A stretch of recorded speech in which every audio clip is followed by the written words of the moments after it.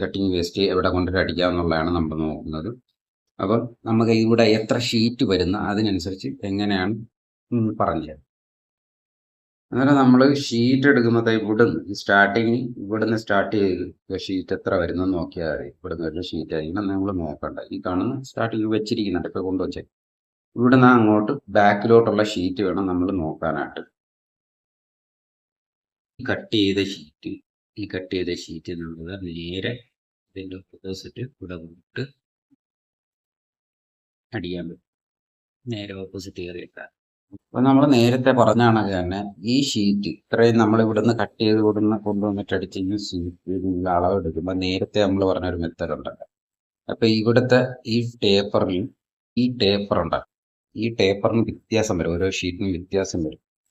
ഈ ഇവിടുത്തെ കാര്യത്തിൽ ഇവിടുത്തെ ടേപ്പറിന് വ്യത്യാസം വരും. പിന്നെ വലിയ ഷീറ്റ് എടുക്കാൻ നോക്കും, അന്നേരം ഇത് എന്തെങ്കിലും സൈഡ് അരിഞ്ഞു പോകാനായി കാണിക്കത്തുള്ളൂ.